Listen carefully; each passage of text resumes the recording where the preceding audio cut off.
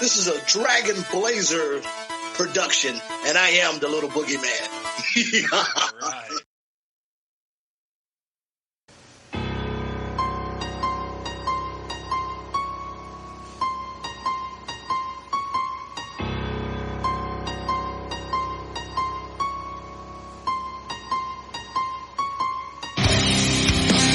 Coming down the aisle, your podcast tag team champions of the world, Boomer and Blaze.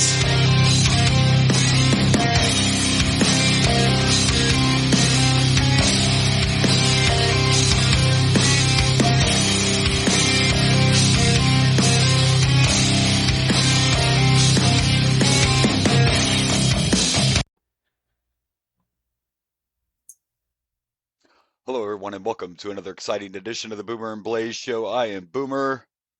And I'm Blaze. And here we are again. First off, I will apologize that we missed last week. This old guy was sick.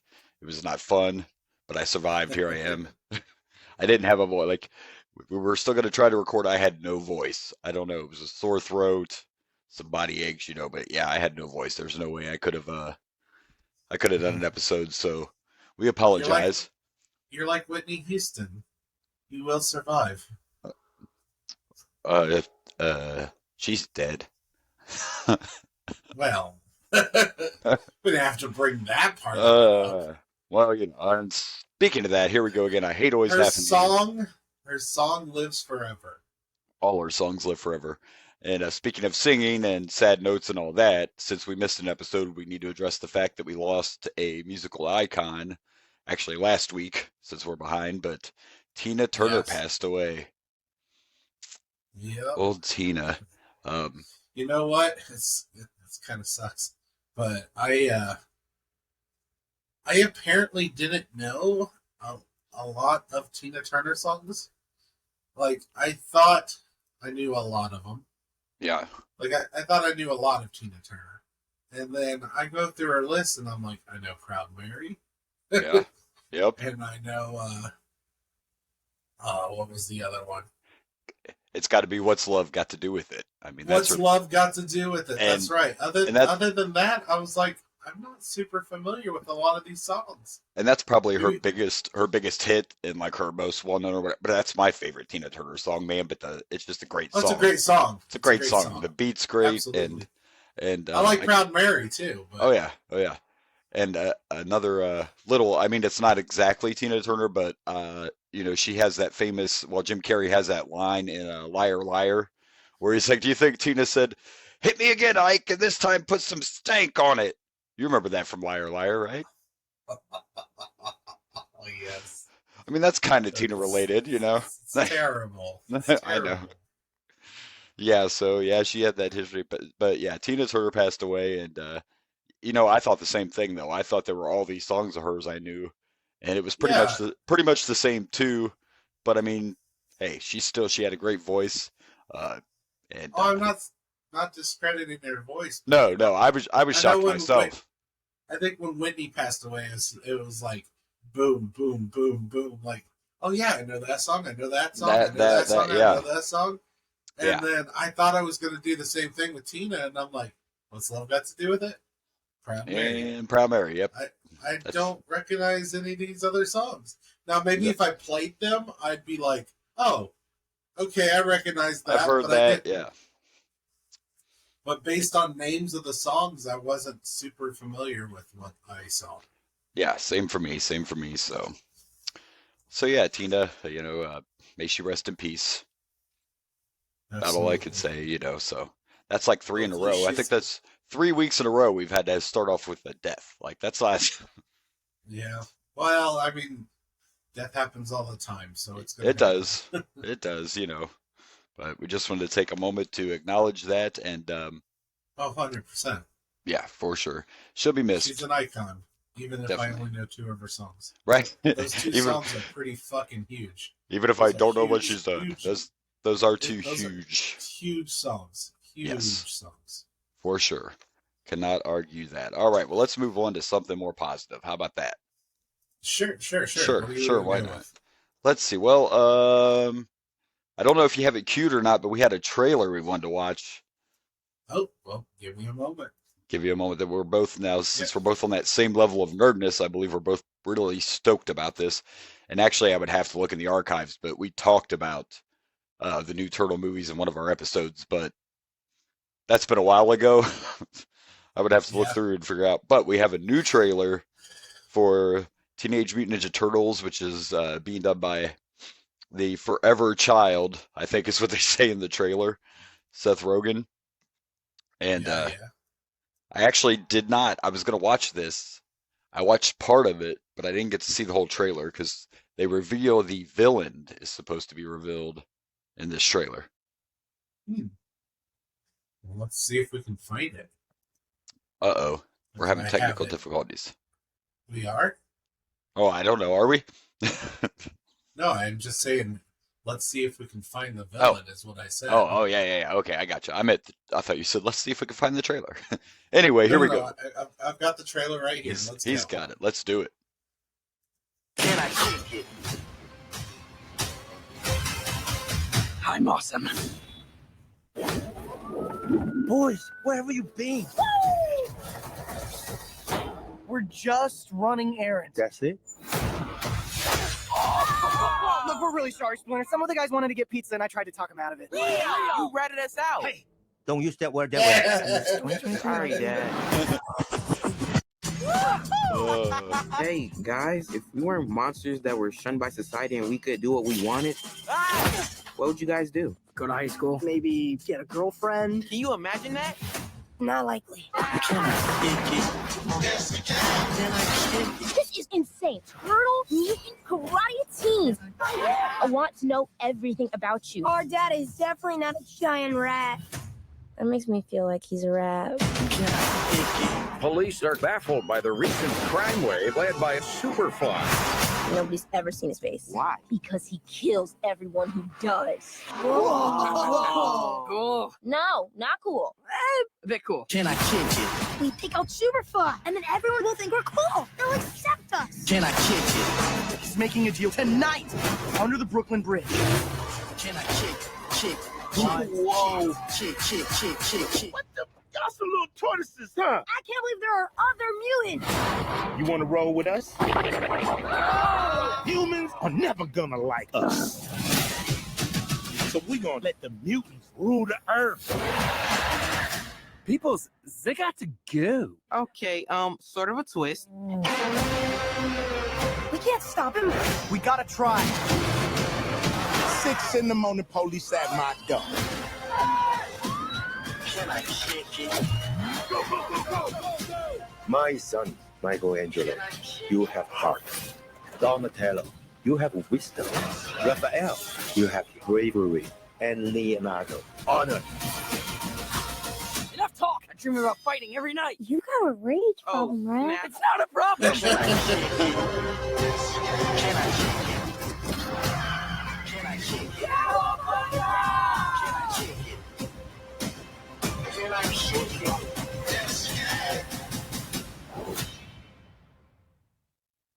So, is Superfly supposed to be our Is Superfly the villain? main? I guess he's the main villain. I mean, we saw other mutants in there. Obviously, I saw Rocksteady and Bebop there too.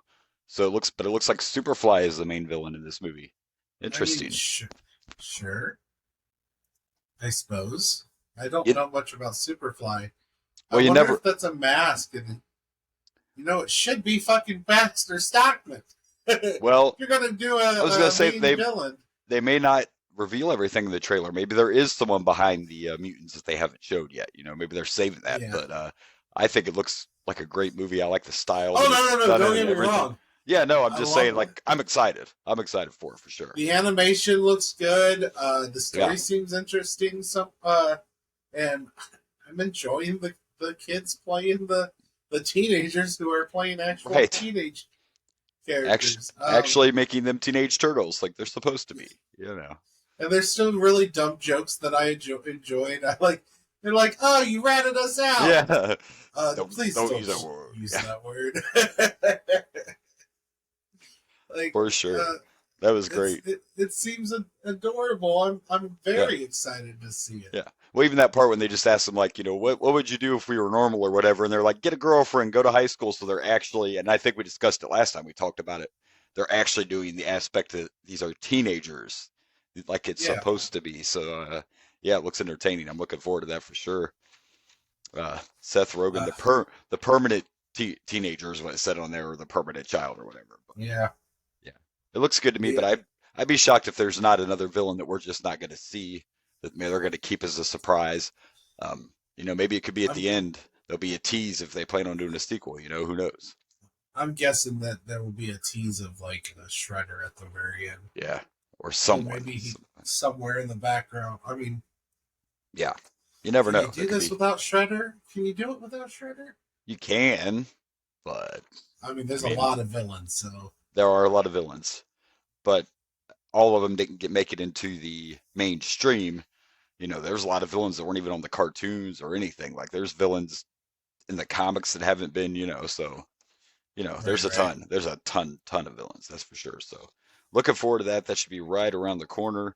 That was probably about the only non-wrestling related item I have. Everything else I have to ramble about is wrestling, unless there's something else that you have up your sleeve. No, the only thing that I have is, and I've been debating on it and everything, is about Behind the Bastards. Yeah, which I have not listened to at all yet. And I'm going off track for a second, but I can tell you have a Nickelodeon shirt on today, don't you? I do. Love it, right? Like it. I didn't go wrestling today. I just have a Kiss shirt on, but it's fine. But I noticed, I was like, man, that's a Nickelodeon shirt, isn't it? All right, so he's been telling me a little bit about this himself. I have not listened to this, but I know this is this is more than just like about the wrestling side of Vince McMahon. Am I correct? Like they touched some on Vince's life. All right, so it's a podcast. It's made by. It seems to have a lot of the same people that used to be on the Cracked podcast. And I loved the Cracked podcast. In fact, the Cracked podcast is the first podcast I got into podcasting. It was the first one I started listening to. I just started listening to Cracked podcast. I was like, oh, this is great. And then I ventured to other podcasts. There you go. Cracked is what got me into it. They've been defunct for a little while now. They haven't done new episodes. They ended it. But some of the same people do the Behind the Bastards. And what the podcast is they take a subject, a person, throughout history, and they talk about the story behind them, and they're normally all bastards. I'm currently I've done 2 parts of Andrew Tate's story. Oh my gosh, it can be rough. Okay, it can be rough. It can be rough to find out. And this one was definitely rough because as a huge wrestling fan, I debated on not wanting to talk about this because this is 6 parts. The first episode focuses completely. It's very little about Vince actually. It focuses more on the history of wrestling, where it started, how it became. Pretty much everything about wrestling up till Vince McMahon's dad starts getting into the business. So it was kind of a fun little history and finding out about, wrestling from the past, Yeah. Then we get into Vince. We get into young Vince. We get into this weird... there was an article, which this is your time, so maybe you know of this. He did an interview with Playboy around the time that the XFL first started. Yep. Yeah. Yeah. And kind of hints that he was molested by someone, and it seemed like it was his mother, but he never officially says it's his mother. Yeah. And this is all kind of sad and everything. But then we get into other stuff. We get into the rape allegations, and that just, this podcast made me start questioning my love for wrestling, which is why I was debating on whether I want to talk about it on the show. We do a wrestling podcast. I don't want to deter people from the thing we all love. Well, and I mean that's where you have to separate things too, because like regardless of what kind of person he is or whatever, the wrestling has to be separated from Vince McMahon and all the dirty. We know that someday there's probably going to be all sorts of stuff that comes out, and I mean, and I realize that, it still shouldn't take away our love for the business itself. It's unfortunate for sure. It just baffles me all the things he's done and gotten away with. I mean, money. I know. I mean, and he's still. I'm like, he's just now starting to get in trouble for it, and he's still not gone. He's still back. Nope. He's still there, and he's getting in trouble for hush money, not the fact that he raped a woman. Like, right. Which was one of the stories, and it seems like Linda's not much better. It seems like Linda's really good at covering up messes. It doesn't seem like Linda does the messes. Linda is a politician, you know. So I mean, that's true. She knows how to sweep that under the rug. So I think one of the biggest casualties. One thing this did is make me love Andre the Giant even more. Yeah. Because they talk quite a bit about Andre. Luckily, I heard nothing bad about a lot of the Attitude Era. It kind of goes. It seems like, at least according to this, they didn't really have much to say past like 95 or right around where we're at right now. Yeah, it seems like all of Vince's most horrible things that he did happened all. And that makes sense because that was during. Yeah, that was during the steroid trial and the other lawsuits back then. Mm-hmm. So yeah, that's about the right time frame. Hush money might have been more recently, but there again, hush money's different because it was just a woman saying, yes, he paid me off to not talk about our affair. But these were women that agreed to have these relationships. Right. So it's a totally different thing. Like, not saying it's okay to pay him off either, but hey, those girls took the money, you know, so it is what it is. So yeah, that's a totally different thing. The problem with that was just he used company. He used company money. Yeah. Absolutely. That was the issue there. But then it really took me about, like, I always respected and loved Pat Patterson, and there's some very bad stories in this series of essentially where Pat Patterson and two other guys in the wrestling business. It seems like one of the other guys was like the leader. But Pat Patterson seemed like he was also he partook in it. Okay, but it according to these stories, if they're to be believed, I guess it's they even explain there's multiple stories from multiple sources, and like this is what we know based on everyone's arguments, but this guy, I can't remember his name, would hire like homeless boys, 14-year-olds, 15-year-olds, 13-year-olds, to do stage work and come up and like put sets, the wrestling sets together and everything. Yeah. But then they would bring them to their house for to talk to them about furthering their jobs in the business and everything. And I think you see where this is going. Yeah. Yeah. They would get them drunk and everything. And and apparently Pat Patterson was involved in this, and they hired him back. They hired that guy back once, and then when it got caught, they fired him, and they were like, well, we only hired him back because he really, really missed the business. He really missed rest. Like, I'm sorry, that's not a reason. No, it's not a good reason. Absolutely not. And then, the main boy that they talked about doing this with, the main kid, committed suicide in 2021. And essentially where Vince comes in this is after it was found out, he talked to the boy, talked to him and like tried to appeal to them as he's like, when I was young, I was molested as well. You know, tried to appeal to his humanity. Yeah. And you know, tried to relate to him, I guess, and then offered him some money not to sue, and then offered to send him to college, but under the guise of if you start getting C's or something, like I don't know how well he had to do well at school, and if he didn't, they stopped paying him. The kid stopped wasn't doing well. I mean, the kid had a lot of emotional issues. He was a homeless kid. He had no one. Yeah. And he just loved wrestling. Yeah. And he kept doing the stage stuff because he wanted to be an announcer for wrestling.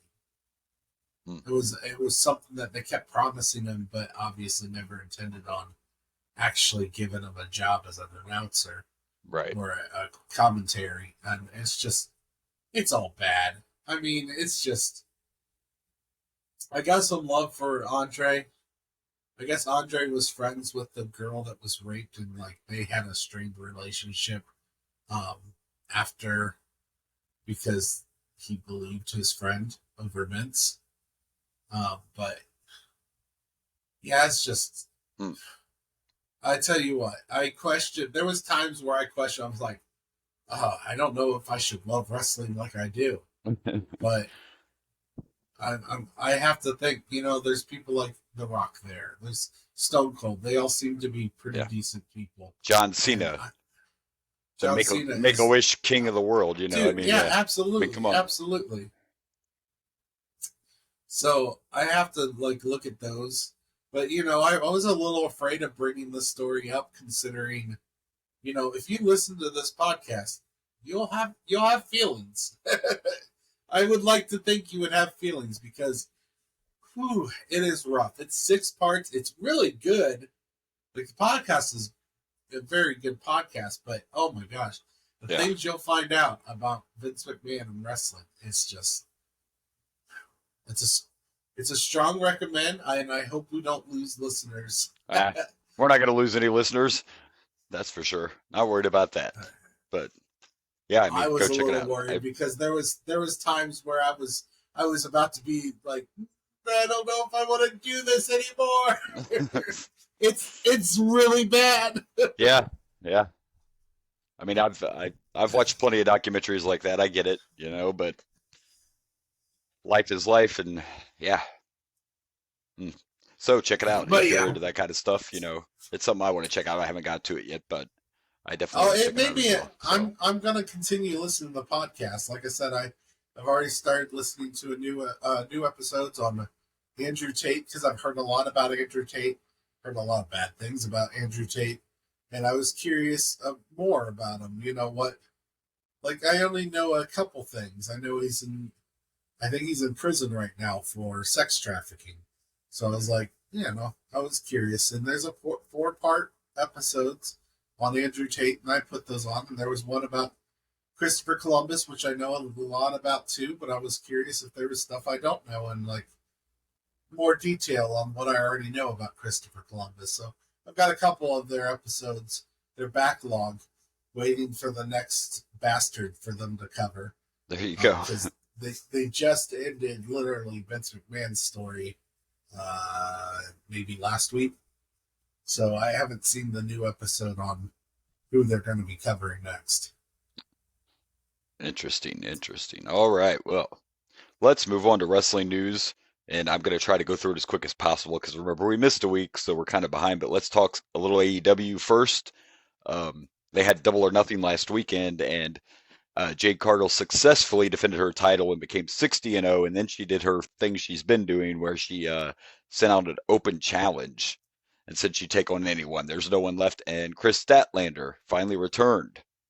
And not only did she return, she beat Jade. So the streak is over, and there's a new TBS champion, and it's Chris Statlander. So congratulations to her.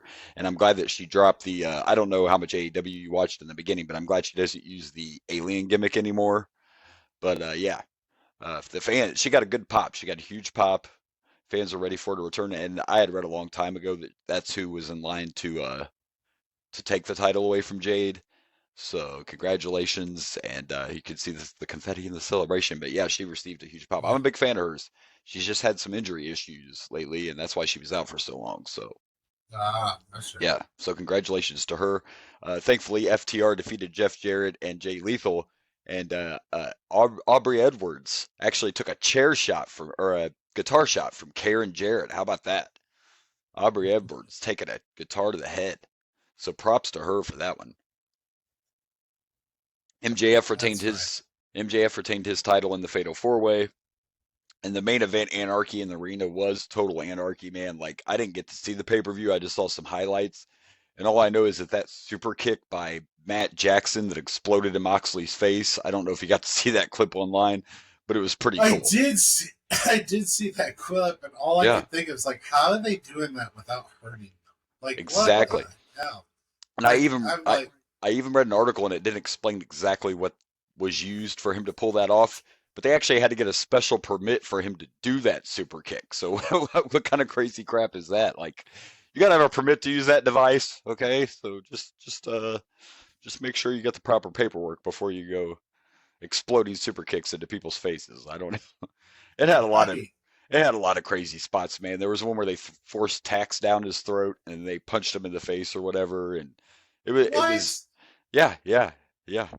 It was crazy. It was exactly what it was supposed to be. It was anarchy in the arena, and the Blackpool Combat Club actually ended up winning the match. So okay, maybe I'm insane, but that almost seems like too much. Like, I'm worried for these guys in AEW.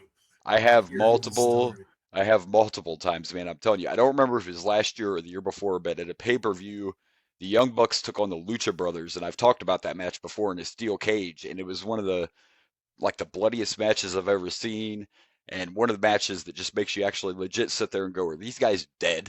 You know, like, that's the one I told you where Penta's kids came up crying because they thought he was way worse than apparently he was, because you couldn't even see his face. He was covered in so much blood. Like, it was insane. That was at a pay-per-view, and they used, like, they had tacks on their shoes. Tacks on the bottom of their shoes. Yeah. That was a hell of a It was, yeah.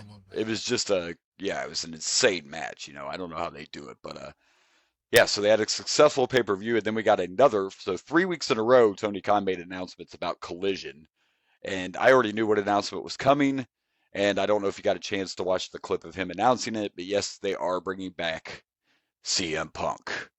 And Tony was I watched it. He wasn't in the arena. It was a video, but there was definitely a mixed reaction in that crowd. There were some fingers flying. Yeah. You could hear some boos. Like, they even showed some of the people just booing and putting their going, no, boo.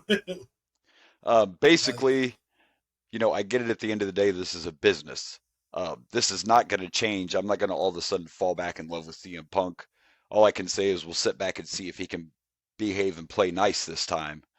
You know, is all, you know, let's hope this doesn't bite Tony Khan in the ass, is all I'm saying. Like, but it's not going to change my view of what, you know, I just think it was, you know, I don't know. I still don't know how I feel about it. Like, what percentage of the wrestlers that are currently there are okay with this is what I wonder. Like, are you bringing in one guy when you got like 30 guys that would rather him not be there? That's what I'm curious about. Is like, is it going to be a poison in your locker room? So I don't know. After listening to that Behind the Bastards episode, I'm thinking, you know, CM Punk's not that bad. Well, no, not as far as a human, but you know, as far as in this business, being a crybaby and stuff, you know, is all. No, I get it, but yeah, I get what you're saying, but you know, I hear you. So we'll see how it goes. Obviously, when he comes back at the first episode of Collision, it's in Chicago, so he's going to get a huge pop and probably no boos. But probably you know, we'll see where it goes from there. So, which in fairness is a smart move on Tony Khan. I mean, at the end of the day, it's a business, you know. Yeah. So, I get it. End of the day, you make money, and if Punk's going to draw money, that's, you know. Oh, and by the way, real quick, so I don't forget, your boy Orange Cassidy successfully defended his title at the pay-per-view as well in the Battle Royal. So he is still the international champion, just so you know. He did win the Battle Royal. All right, so let's move on to some WWE news. How about that? All right. And one thing we are going to address, but I thought I'd break something out. You know, you love it when I turn this into my corner or collection show or whatever. But this past Friday on SmackDown, of course, we got a new Universal Championship revealed. And a couple weeks ago, of course, we got the new World Heavyweight title revealed. So I thought I'd break out my favorite to show off today. My big gold, in my opinion, the best championship there ever was. But and this is not a WWE shop belt. This was actually handmade. So, but big gold, yeah, my personal favorite. But there is the new Universal Championship. Just hold this while we talk about it. How about that? Look how huge this thing is. Like this thing's massive. Love this belt. But there's a new Universal. I think it looks better than what we had. I mean, it's the same design. They just changed the background, but I still think it looks better than what we had before. And there's actually some rumors that this could still just be a temporary belt until someone finally dethrones Roman. I don't know if that's true or not, but that's just the rumors that it could get a complete overhaul once somebody finally takes Roman Reigns down. Yeah, I mean, I like the world title much more than I like this Universal title. Yeah. It is, I guess it's an improvement, but I don't know. I have mixed feelings on it. Again, like I said, that there is some. I'm just glad they finally put it back to one belt, and rumor is, like I said, it could be temporary again. So we'll see. But speaking of Roman, we got to talk about the kick heard around the world at Night of Champions when Jimmy laid that super kick into Roman. What a moment. Yeah. I mean, the biggest moment, I think, from Night of Champions, though, is everything for Sammy, man. When Sammy came out, that was just one of those special moments in wrestling you could feel. It felt like it, yeah. Absolutely. Yeah, it was a very emotional moment and a very cool experience for him. I mean, I watched all the videos of Sammy just going around everywhere because he's never been able to go over there. And I definitely think of all the things that happened at Night of the Champions, even the super kick, which was great on the entertainment aspect, but Sammy getting to come out was definitely, I think, the moment of the night, for sure. Oh, yeah. Yeah. 100%. But we are getting, of course, to this point now. We can see that the bloodline is falling apart. This past Friday on SmackDown, Solo took out Jimmy, and Paul Heyman was actually on Raw in a video and basically told everybody to turn in this week to see Jimmy have to make his decision. He's got to choose between, being with the bloodline or against the bloodline. So it's going to be interesting to see what happens this Friday on SmackDown. It's sad. Like, I can't wait to see how they're going to finish this story, but I'm kind of sad knowing that the bloodline is coming to an end. I mean, everything has to end eventually. It has to go to the next step. And but I'm curious, too, to see how it's finally going to come crashing down. It's going to be interesting to see how they cap this story off. But this has probably been one of the greatest, this has been cinematic, the whole thing. The Roman Reigns title run, the bloodline story. Yeah, it's been the best story in wrestling for a long, long time. So even though I'm sad to see it's going to come to an end, it's exciting to see how they're going to cap this thing off. Right. After all of that. So,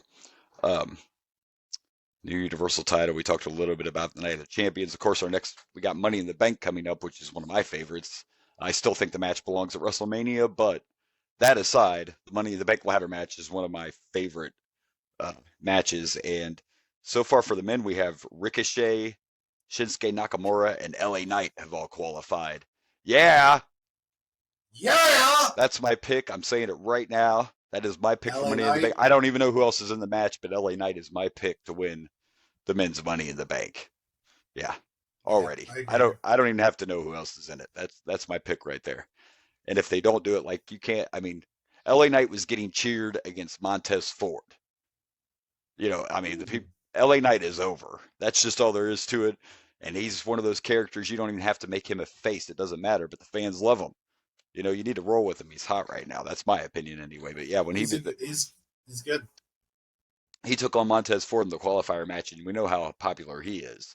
And people were still behind LA Knight. So it's going to be interesting to see where that goes. The only two women I know that have qualified so far is Zelina Vega and then Becky Lynch qualified Monday Night on Raw for the women's match. So we'll see how that goes. And I didn't get to see all of Monday Night Raw, dude, but Seth put his title on the line for the first time against Damian Priest, and it was a hell of a match. I don't hate Damian Priest, but I'm not like, he's just one of those guys like, yeah, he's fine. You know what I mean? Like, I'm not a big fan. I don't hate him or anything, but that match on Monday was very impressive. Very good showing by Damian Priest. And they're obviously teasing that we're going to see Finn and Seth. I think Finn's going to be the next challenger for Seth's title because that's the tease that they were teasing.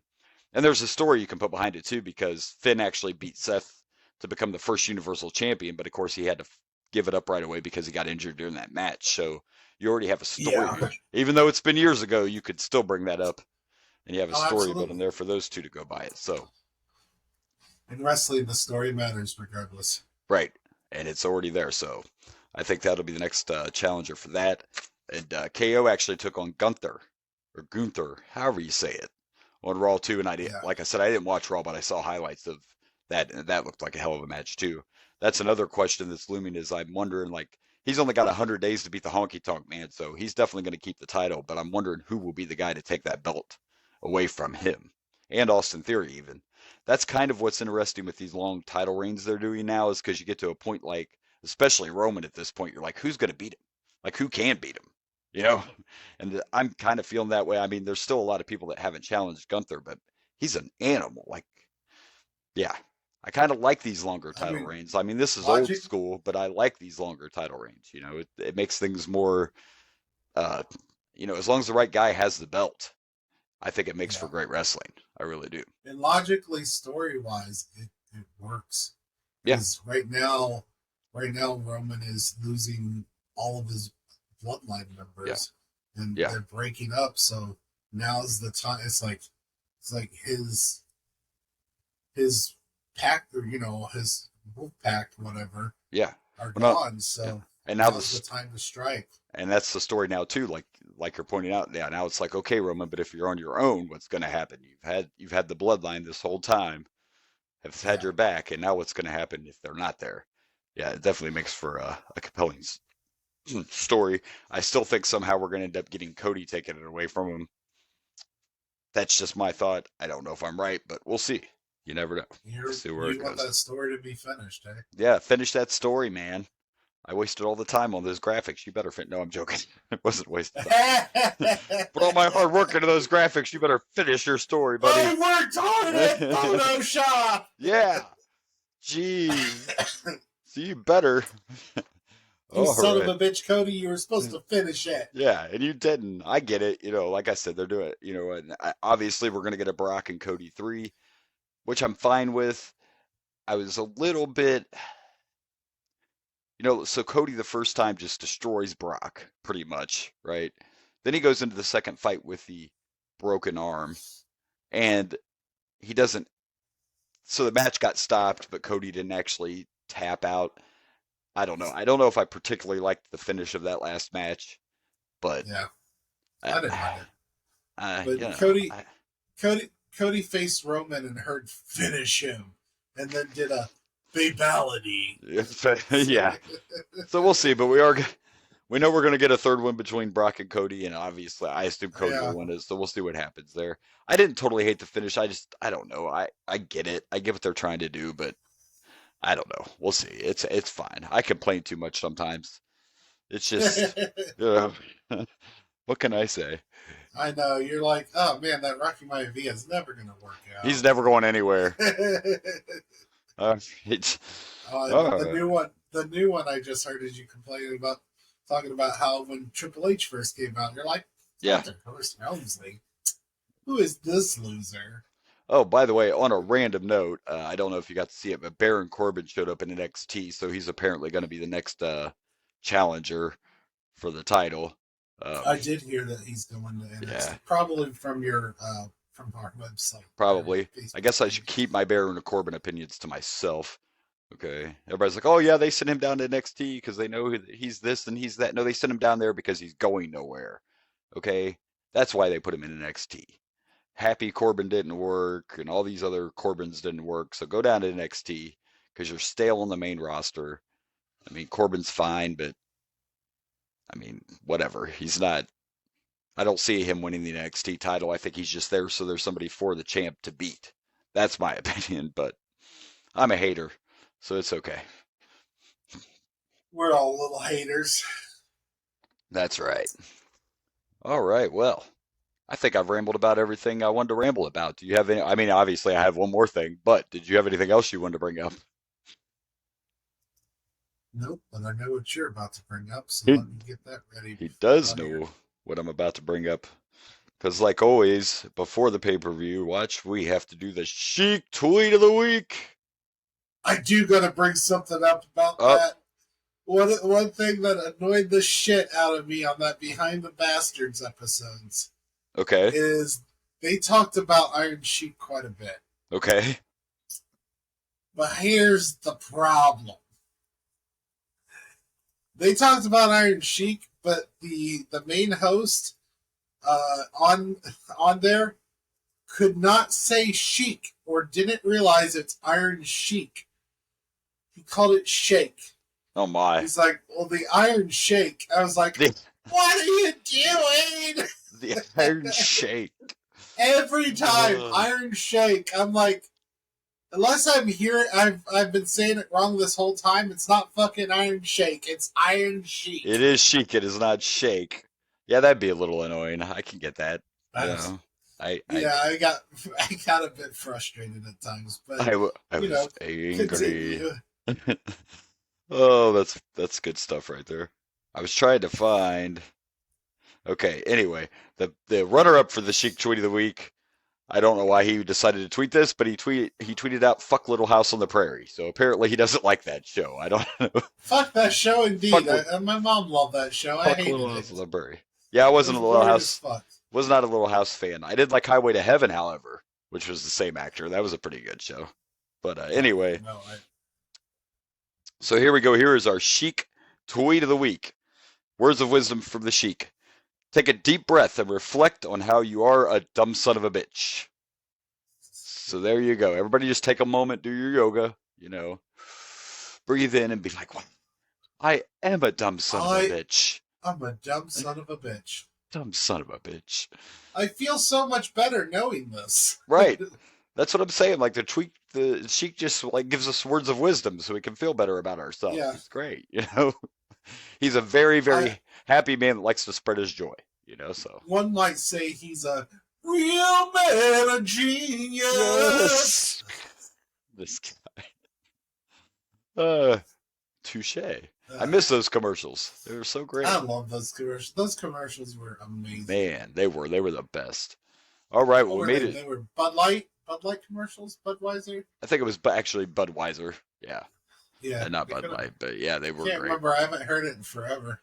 Yeah, I haven't seen them forever, but I still love that jingle. They were, yeah, it was a great jingle for sure. All right, well, we made it through our rambling. We did it, and now it's time to watch a pay-per-view. And of course, this week, if we didn't mention it, we have SummerSlam 1997.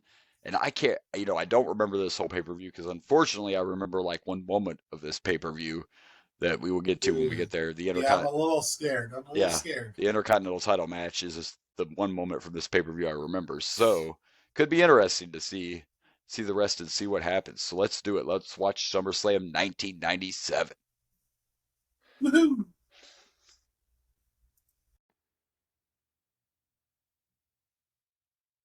All right, so to kick things off, of course, we get a video package of the night's main event, and the main event for tonight will be Bret Hart and The Undertaker for the WWF title, and if Bret loses, he can never wrestle in America again. Man, what's gonna happen if he loses? And Shawn Michaels will be wrestle in America again. Yeah, it's gonna make the screw job hard. Show up for not really. Montreal is not in America. Yeah. Well, it's not in the United States of America. True. It's in Canada. Canada, eh?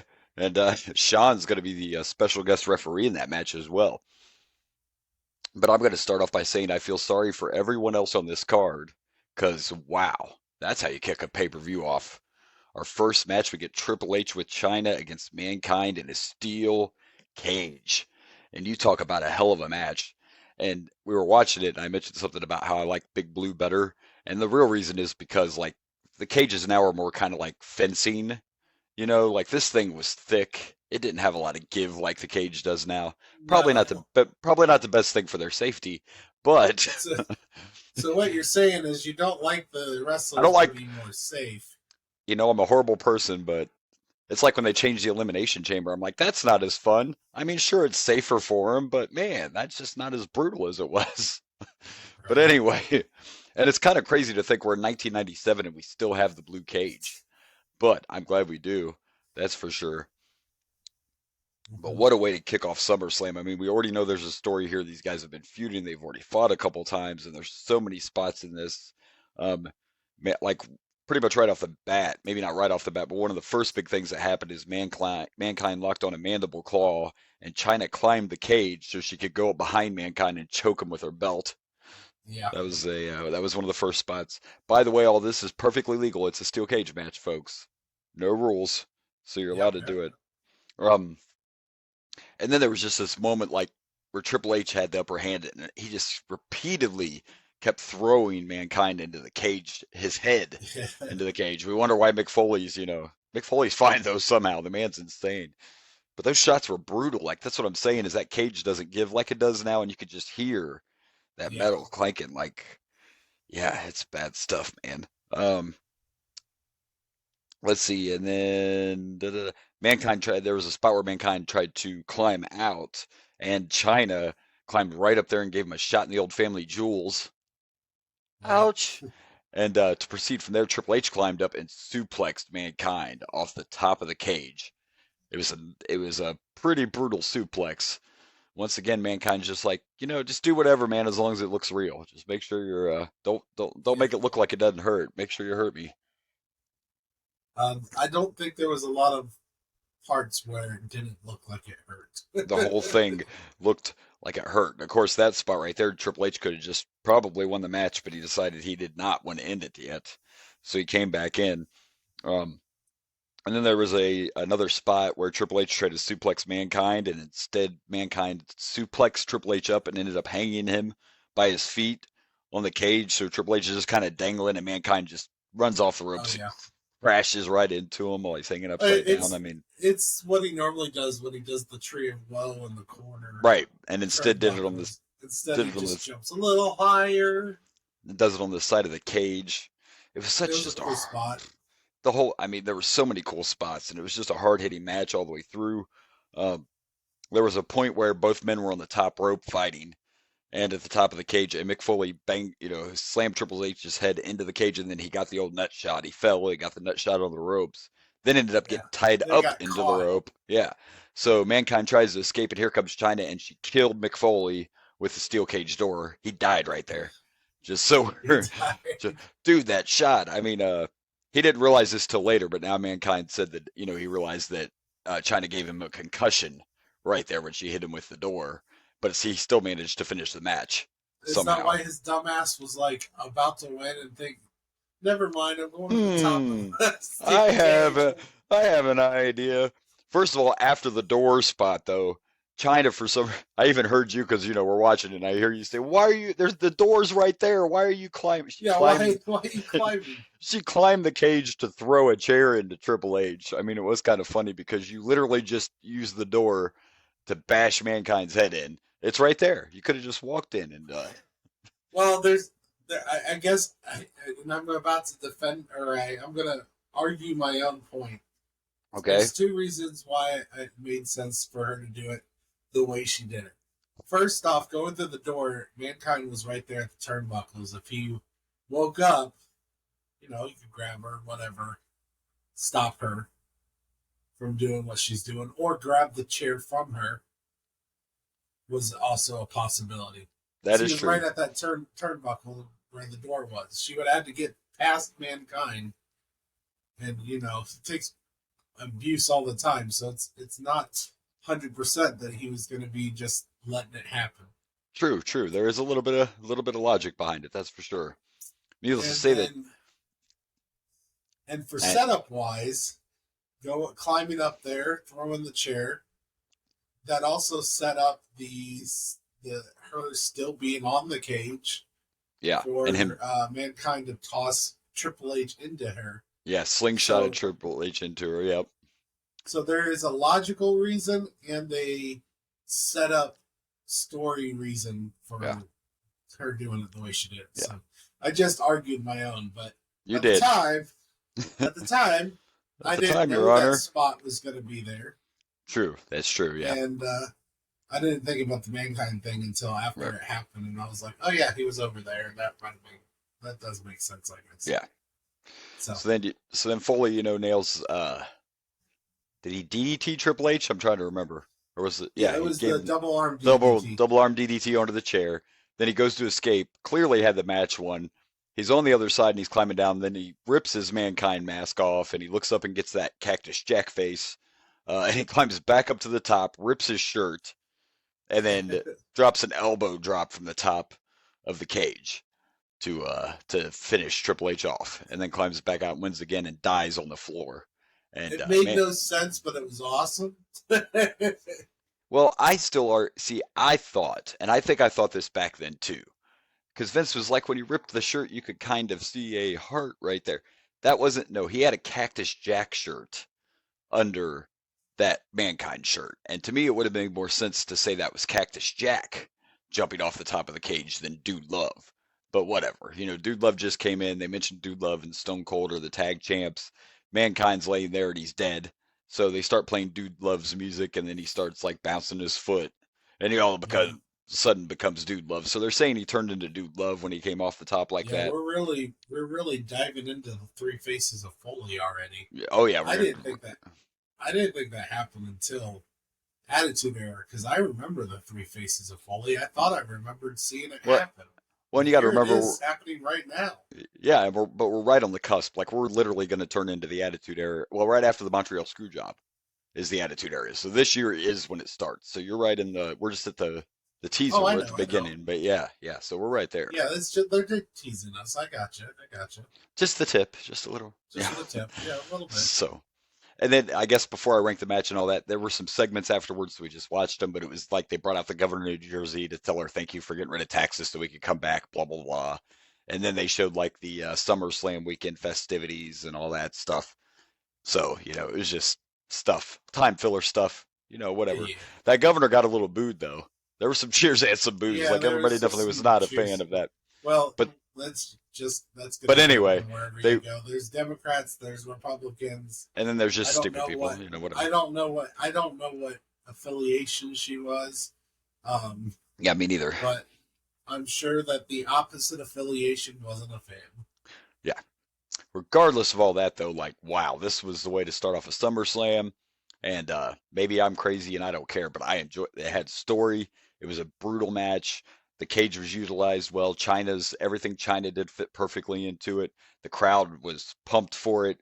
Mankind got a loud pop, and I think it's going to be hard to top this. We haven't even went past the first match, and I already think it's going to be hard to top this. And I'm giving this 5 elbow drops from the top of the cage. I am giving this 5 faces of Foley. I absolutely agree with you. I like that. 5 faces of Foley.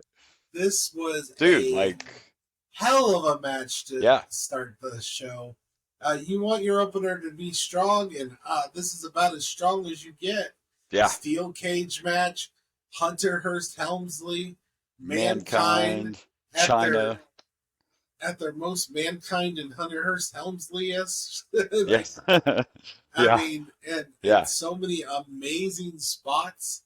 I mean, was it smart for Cactus Jack, Dude Love, Mankind, whoever the fuck came out of there, to go to the top of the cage and do a elbow drop off the top rope? Hell no. Nope. Was it awesome? Hell yes. Yes, it was. Yeah, wow. This was a fantastic match. You know what? If you don't watch any of this pay-per-view, watch this match. And I'm saying this without watching any other match in this pay-per-view. Yeah, we haven't watched anything else yet. Fantastic. We don't give out 5s like they're candy bars. No. This isn't Halloween and we got fun size. No. Yeah, for sure. Not at all. So, but this is definitely there. Definitely a 5-star. It's going to be interesting to see how the rest of the pay-per-view goes. Of course, now the crowd's so pumped, so you have to have a couple to got to bring him back down a little bit. And actually, we already got a tease, so we might as well bring it up because this just kept going. We know what the next match is. The next match is Goldust versus Brian Pillman, and if Brian loses, he has to wear a dress the next night on Monday Night Raw. So that is our next match, Goldust and Brian Pillman.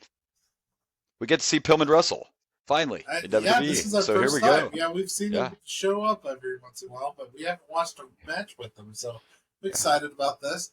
We have watched it once on this podcast, though, or I have at least. Gotcha. We saw Pillman in the WCW pay-per-view. That's right. Yeah, we have seen him. Yep, just not in WWE. Him and Stunning Steve Austin as a tag team, if I remember right. Yeah.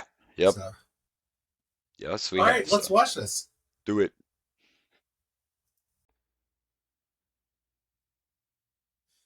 All right, so here we go. Our next match is Goldust versus Brian Pillman, and of course, if Pillman loses, he has to wear a dress. Obviously, they weren't going to be able to top the first match, and I didn't expect that, but this was still actually a pretty hard-hitting match, and it was still entertaining. I loved the loose cannon Brian Pillman character, and it's a shame we didn't get to see more of it. Like, literally, we were talking during this, and I had to look it up, and, this is August right here, and by October, Brian Pillman's gone. So, I mean, that quickly. Like, gone. Gone, yeah.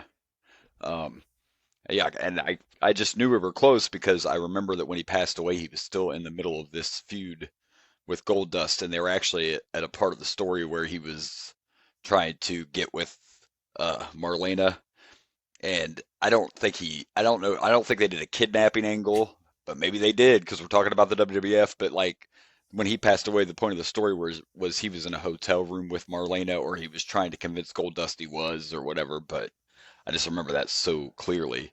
And of course, Pillman died of a heart attack. He had a pre-existing heart condition he wasn't aware of. But anyway, enough of the sad note stuff. Besides all that, it was an entertaining match, and Goldust won with a quick roll-up, and now Pillman's got to wear a dress. And I knew that Pillman lost this match because I clearly remember Pillman having to wear that dress on Monday Night Raw. So it's good stuff. And of course, he plays it off really well too.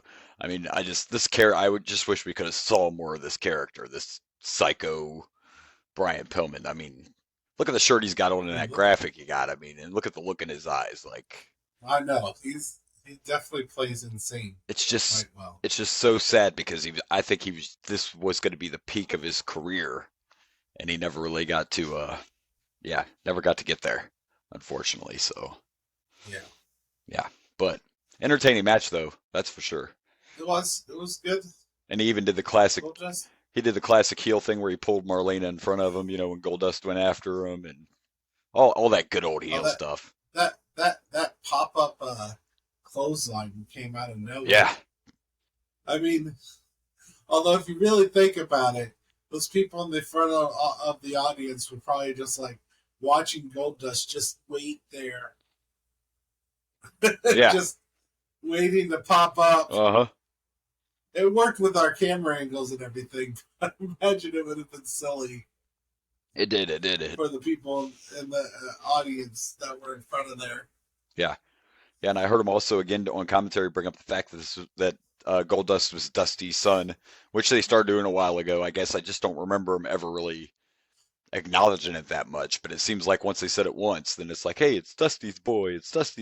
But you got to remember too that this is something that backfired because some people will try to deny it, but part of this was Vince thought he was getting back at Dusty by doing this with his son, and I think we talked about that early on when Goldust first started. Like, I'll show you, Dusty. I'm going to put your son in makeup and make him an ambiguous character, and he turned out to be a huge star, which just goes back to, I mean, if you think about, let's take The Undertaker, for example.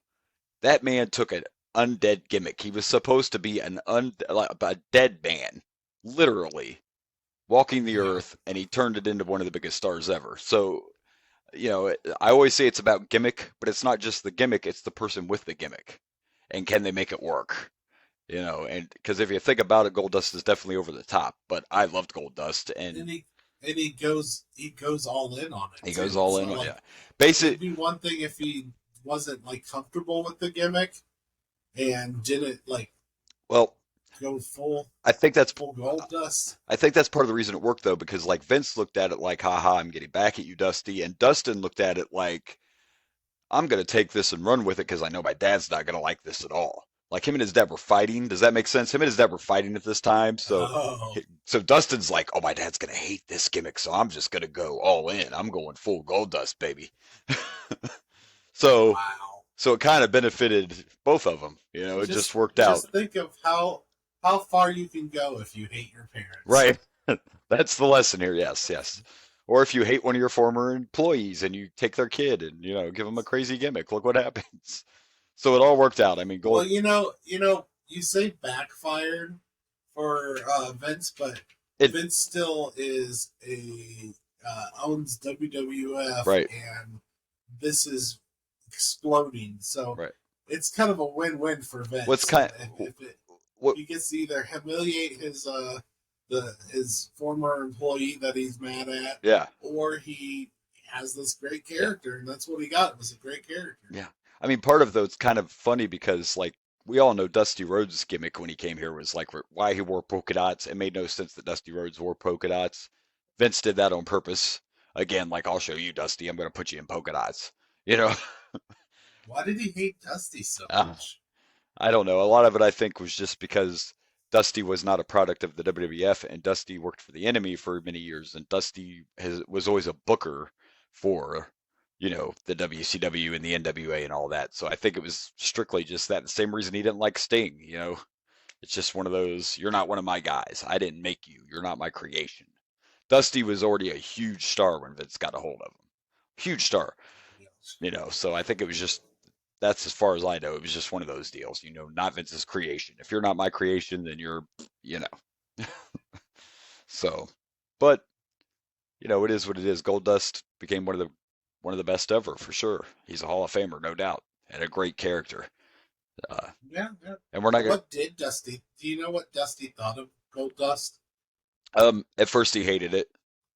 Yeah, at first he hated it. He thought that Vince was just trying to, you know, make his son look bad and make the family look bad and blah blah blah. Yeah, he didn't like it. He didn't like it at first. It sounds like that's exactly what Vince was trying to do. And it worked, yeah. But then it became a point where it turned into Dusty respected it because, you know, like when someone asked Dusty about the polka dots in WWE, he said, "Listen, they were paying my bills. Vince was my boss, and I was doing my job. So you take what they give you and you roll with it." So I think Dusty got to that point with Dustin where he was like, "Okay, this isn't the best gimmick, but look what my son's doing. He's doing what he's told, and he's taking it, and he's making the best he can out of it." So I think he ended up respecting Dustin, and it healed their relationship in the long run, you know. So, so in the end, it worked out for everybody. That's fucking adorable. Right? Yeah. It actually brought them back together. Side of the story's good. Yeah, exactly. And the other side, pretty sad. The other side, not so. Yeah. It's kind of sad. Yeah. Well, Brian wasn't it. Unfortunately, you'd have to watch Dark Side of the Ring and see the whole thing about the bad wreck he had that almost killed him before he even, like, he'd already signed with WWE. Yeah, like, there's that whole story there. He was not in the best place in life in general. But anyway, enough sadness on that. It was still a decent match. Not as good as the first, but you're not going to be able to top the first. But it was still entertaining. The crowd was still into it. And I'm going to give this 3 cigars. Because Marlena always has a cigar. I am going to give this 2.5. Bring on the dress. The dress. It's gold too, by the way. Bring it on. It's a gold dress, so obviously. Well, of course it's a gold dress. Why wouldn't it? Probably one of Marlena's. Although I wouldn't have mind seeing a black and pink one, you know. Foundation. There you go. That's true. Your punishment is you have to wear the pink and black, brother. You're supposed to be in the Heart Foundation. All right. Well, let's see what's next. Indeed.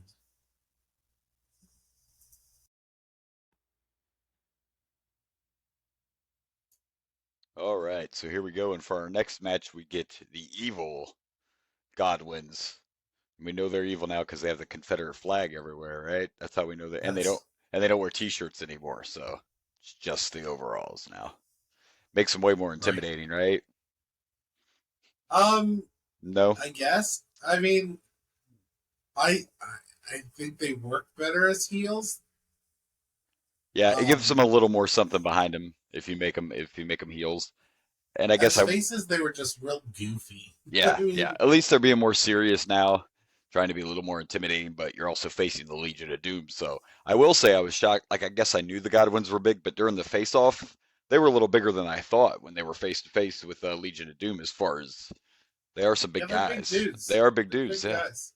Yeah, I guess I just didn't realize how big. But I agree that they are definitely a little better. It gives them a little something more being heels so they can act more serious and not be so stupid and doing all the dancing and all that. But with those shirts, they are definitely more, without the shirts, they're a little more intimidating. Like, the shirts were weird too, so. Yeah, so it does work a little better having them as bad guys, that's for sure. Yeah. And of course, to me, I guess this was just they wanted to put Legion of Doom on the pay-per-view because they just come back recently and they're a very popular tag team, and they're not going to have a tag title match because Austin and Mankind both have matches already in the pay-per-view. So you throw this in so we can get us some LOD. And in real life, I forget which Godwin it was, but they really did break one of the Godwin's necks with the Doomsday device, and they were out for a while. So this is like the revenge match, and we thought we were going to get it. And we thought we were going to get another one at the end. We thought we were going to get another Doomsday device, and someone was like, "Listen, nope, I'm not taking that again. Nah, good. You already got me once, so I'm not taking another one." They actually ended the match with a spike pile driver, and I don't know if I ever see the Legion of Doom win that way, but I can also understand them not wanting to take the Doomsday device right after you broke your neck. So I could see that. But, no, I wouldn't want to either. Yeah, absolutely. Yeah. I mean, overall though, because you probably couldn't count how many times they performed that move, and I'm pretty sure they've only broke 2 necks their entire career. So that's is that all? That's not bad, right? I mean, it's a dangerous move. It's really all about how you flip and land. I mean, that's what it really comes down to. So, but how much control do you really have? Like, I don't see any way you can really. It's all about the way they hit it. You would think, right? The guy has to be in the right position, and you just got to hit it right. Like, yeah, if you don't get that complete spin around, it can definitely be dangerous. That's for sure. Although I kind of feel like it's on that move. It's on the person taking it. Oh, and it is. It is like, yeah, it could go all bad. This again for all you people that say it's so fake. Like, you go ahead and take a Doomsday device and see how it goes. Not really. Don't. I am not going to encourage backyard wrestling. I'm not going to. More power to you if you're doing it, but because I used to do it, it was a bad idea. Luckily, I never got seriously injured, but yeah, let the professionals do it. I did it to I think me or my brother did it to one of my nieces at in the pool. Yeah, so yeah. Probably not the greatest idea, but but it was the easiest place to pull off wrestling moves was in the pool. So I get it. Everybody did that, man. Absolutely. That was the easiest place to do it. So for sure. So this is what it was. It was fine. It was a decent tag team match. I mean, I'm a Legion of Doom fan, so I was surprised it wasn't a super long match. I was surprised it went as long as it did, because Legion of Doom aren't really known for having long matches, but it only went that long because they beat up Animal for a while before he got the hot tag to Hawk. So that's how they stretched it out. It was probably only about a 10-minute match. It was just long for Legion of Doom, but it was fine. It was there. I'm not gonna hate on it. The crowd was into it because Legion of Doom's just that over. The Godwins are better as heels. I'm going to give it 2.5 spike pile drivers. There's not really a lot to talk about with this match. It was fine. It was there. It was a decent tag match, but nothing over the top or out of the way to really talk as far as this one goes. Maybe I'm judging it too much based on what we've already seen, but I'm gonna go with 2 Confederate flags. There you go. There was something better after this match, though, right? Kinda.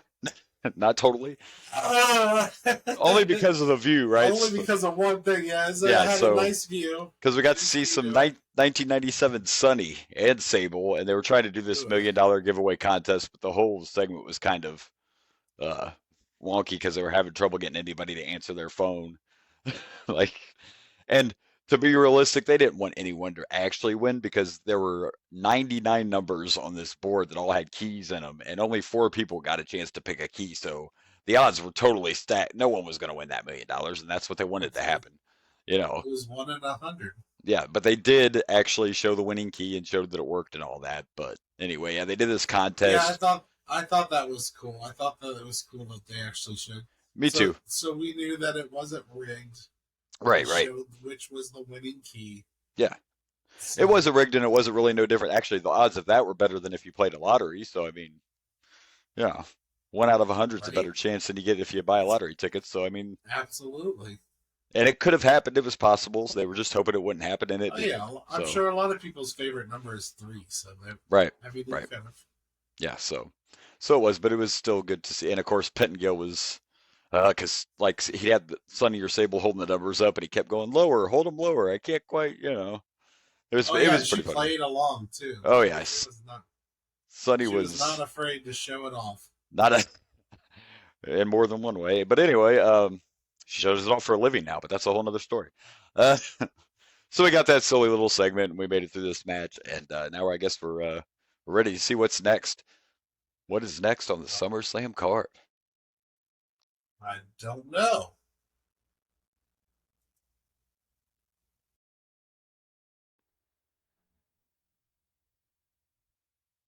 All right, so here we go. Our next match is for the European Championship, and it's Ken Shamrock against the British Bulldog. Not only is it for the championship, but if Bulldog loses, he has to eat a can of dog food, because why not, right?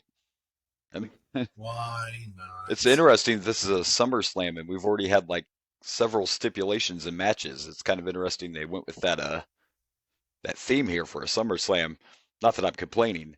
I think we also forgot to mention that it's actually called SummerSlam Heart and Soul because of the main event that we're going to see later. Oh yeah. But this was another. So I'm going to say this, and I went on record saying back then, at this time, I was not a huge Ken Shamrock fan. We're only a few matches in, but my view of Shamrock is changing because, man, everything he does looks legit. You know what I mean? Like, is he a quote unquote wrestler? Not all the way, but everything he does, every kick he throws, every punch he throws, the belly to bellies, like everything just looks so legit. This is another hard hitting match. Like this should have been SummerSlam beatdown or something because all these guys are just going at it in all these matches. And not only is Shamrock legit, but this match ended because it got to the point where he didn't care about the championship. This was about whooping that ass. Like, yeah, he's very intense. Like he didn't care about very intense whether he won this or not. I think the only botch we saw is it looked like Bulldog was going to, or Shamrock was going to, one of them was going to suplex the other on the outside. And I think it was just the floor was so wet with sweat and stuff that they just fell. It was just kind of an awkward, weird, bad spot. But other than that, it was just a hard-hitting match. And yeah, Shamrock is very intense.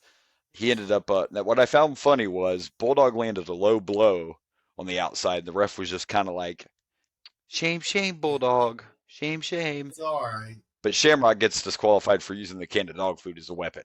I don't know. I don't know. The low blow could have been a disqualification. What's wrong with a can of dog food? I mean, so what if you used it as a weapon? It was there. I mean, what do you that low blow wasn't a foreign object. It wasn't, but if they were but you've seen people get disqualified for low blows before, though.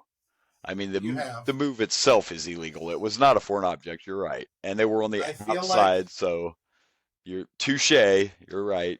I feel like a low blow is normally like warned, like they yell at them. It's more of a "don't do that again" situation. Shame, shame. I know that they sometimes do call it for a low blow. Yeah. But I think it's normally if it's seen, don't do that. You can't do that. It's almost like what happens when you're over on the turnbuckles for too long and they're like, even though they're doing the count, yeah. Yeah, so I think it's more traditionally low blows are looked at like that. No, also traditionally they're not seen. Yeah. By the ref, but yeah. So Shamrock gets disqualified, but he doesn't care. He just continues to beat on Davey Boy, puts him in a sleeper. Like the ref's trying to stop him. Shamrock's shoving the ref out of the way. Like, fuck you, buddy. Put him in the sleep. Like the crowd is hot. The crowd just was all about Shamrock. And all these other refs comes out, and the boys come out, Patterson and Briscoe, and Shamrock just starts destroying everybody. Like he don't even care. Here again's that classic case of this is not something a face would do, but the people love Shamrock, and Shamrock doesn't care about face or heel. He came in from the UFC. He's just a fighter. He don't care whether you like it or not. He's going to do what he does. And yeah, he's intense. I guess back then I wasn't a fan, but I'm seeing him in a new light. Like I'm digging the Shamrock stuff so far. It sounds, from what you told me, it sounds like you just had this very UFC versus WWE, and they probably played it up way more back then. Yeah. Your UFC follow. This is wrestling. This is different. Yeah. What are you doing here? Yeah. Yeah. And I feel like your younger version was like, oh yeah, fuck that UFC fighter. This is wrestling. Yeah, that's what it seems like. I don't think you appreciated his skills back then. I don't, and I've always went back and like watched old wrestling, but I haven't seen Shamrock stuff in a long time. And my views are changing. There's another advantage of us doing this podcast. You forget this stuff. And of course, again, we've mentioned it a million times, but this is that period where British Bulldog he's one of the best performers for several years here. Right before the Attitude. He's been one of the best since about 95, I think, is when he had the match with Brett. The second match with Brett, I think, was 95. That's when he really started. I don't think he's ever been bad, though. No. Since almost the beginning. Never been bad. He's right up there with... But he's been like a main eventer, I guess is a better way to put it, these last few years. He's always been there. But he's been in all these world title matches, and now with the Hart Foundation, he's just been more of a centerpiece the last few years, I guess is the way to call it. But yeah, he's been there for decades, of course, naturally. But yeah, he's been there. I think he was in the 80s too. He's been around for a while now. Yeah, the Bulldogs go way back to the 80s. Yeah, so yeah, he's a good solid performer, that's for sure. And another hard-hitting match. This wasn't a long match. It definitely was not a technical match. I don't even know if you'd call it a wrestling match, but it was a hell of a fight. I'll tell you that. Yeah. For sure. It was entertaining. Crowd was behind it. None of these have been horrible. I was worried about that. And none of them have been as close to the opener. I mean, they haven't even touched it, which is fine. But you've still had a lot of decent, good, entertaining matches. There hasn't been any stink fests, is what I'm saying. So. Yeah. As far as it goes with a ranking, I was entertained. It was short. It wasn't anything over the top, but I believed every minute of it. Every minute I watched, I believed every bit. And I'm going to give this 3 cans of dog food. I was going to go similar. 3 kibbles and bits. There you go. 3 kibbles and bits for you. Kibbles and bits. This was a cat food, I would have been, 3 meow meow meow meow meow meow meow meow meow meow. Now, I just want to say real quick, because I know what's next, and I don't want to give a lot away. All I'm going to say is, you think that I'm hard on Savio and I say some things I shouldn't. Wait till you see the faction we're about to see in this next match. Let's go ahead and check it out. Let's see what we're about to see here.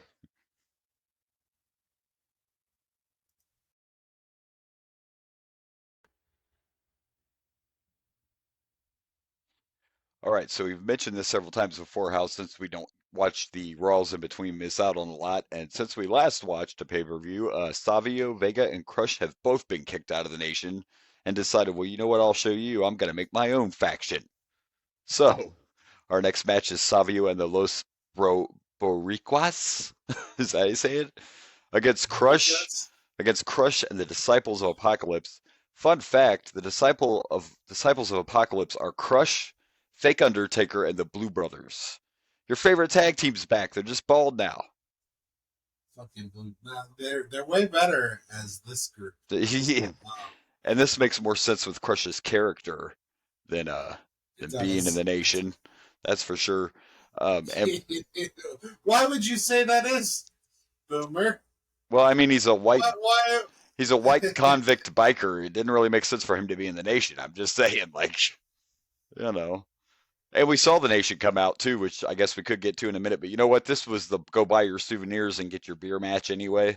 So there's not really a lot to talk about. It's whatever it was. It was an 8-man tag, fine. But the Nation comes out, and now the Nation is Farouk, D'Lo Brown, Kama, and Ahmad Johnson. And I do not remember Ahmad being in the Nation.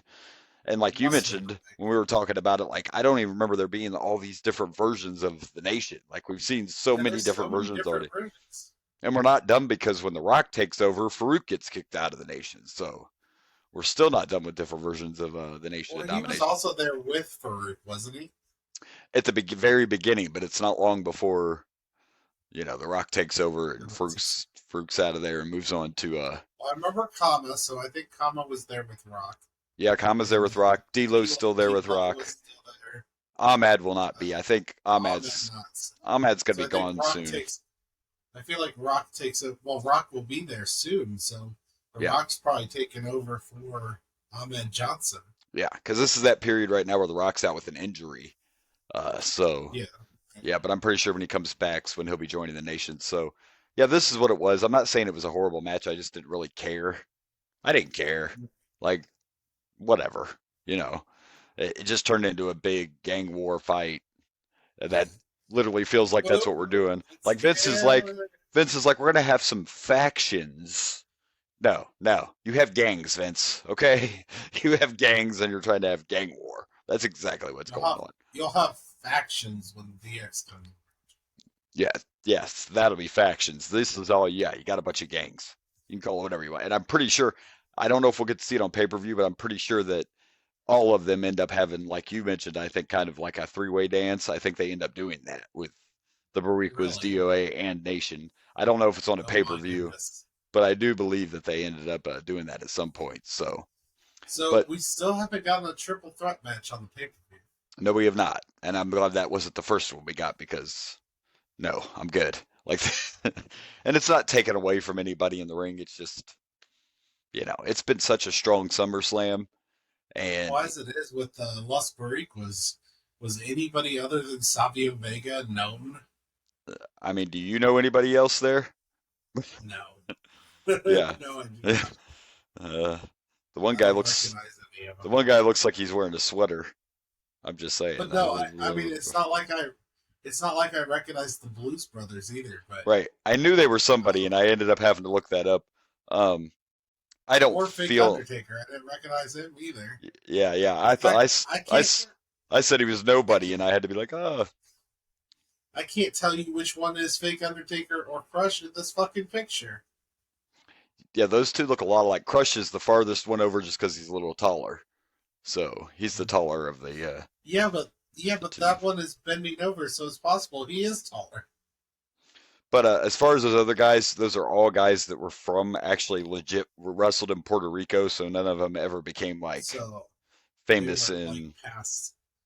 They weren't like jobbers like the Blue Brothers or something. Yeah, they were nobody we'd seen before as far as in the WWE. No, they were all famous Puerto Rican guys and had backgrounds there. But Savia went ahead and just made a call. Yeah. It's like, hey guys, I'm starting this faction, and Vince said it's cool. So come on up to the US of A.